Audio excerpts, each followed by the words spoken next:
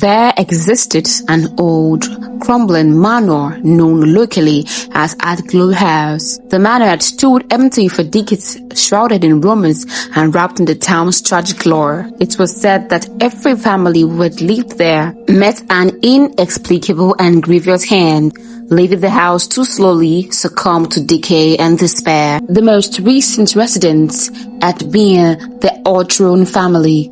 The townspeople spoke in harsh terms about the family, especially the youngest daughter, Eliza, whose laughter was said to still echo through the town during foggy evenings. Curious and courageous, or perhaps foolish, was young Emma, a newcomer to Willow's Hand, drawn to town by stories of Ardglow's house she would heard from her late grandmother.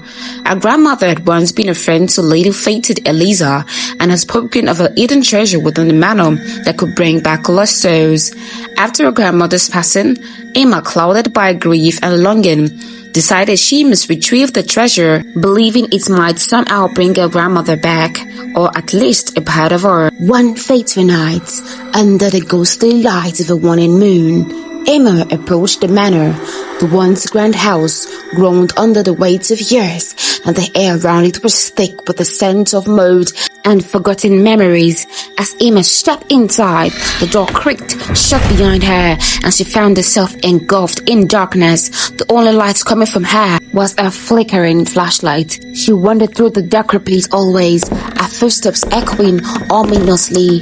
In was once the dining room. She came across a large, ornate mirror. As a light swept over it, she caught a glimpse of a figure standing behind her. Whipping around, her heart racing, she found no one there. Shaken, she faced the mirror again, and this time she saw Eliza's reflection, staring back at her, sadness deep in her eyes. Emma, driven by a mix of fear and compassion, asked, "What do you want from me?" Eliza's image in the mirror whispered, "Frida." Confused but determined, Emma Preston descended into the house cellar, but the air grew colder and her breath turned to mist. There, hidden beneath a loose floorboard, she found an old dusty trunk. With trembling hands, she opened it and discovered an assortment of bizarre objects: a clock with no hands, a book with no words, and a small, intricately carved box that hummed with eerie energy. The moment Emma touched the box, the house trembled violently, as if in the throes of an earthquake. The walls began to moan. The shadows twisted around her, fearing the house would collapse. Emma fled, clutching the box. Once outside, the night air never felt so sweet. Yet the sounds of the crumbling house haunted her as she ran back to the town. A, B, or so it seemed. The town, once silent and empty, began to fill with the shadows of those lost to the house, whispering thanks to Emma for the release. As they faded into the night, so too did the lights of the Willow's End, leaving nothing but the wind whispering through the ruins of Ardglow's house. Emma realized the treasure was not to bring back the dead, but to free them.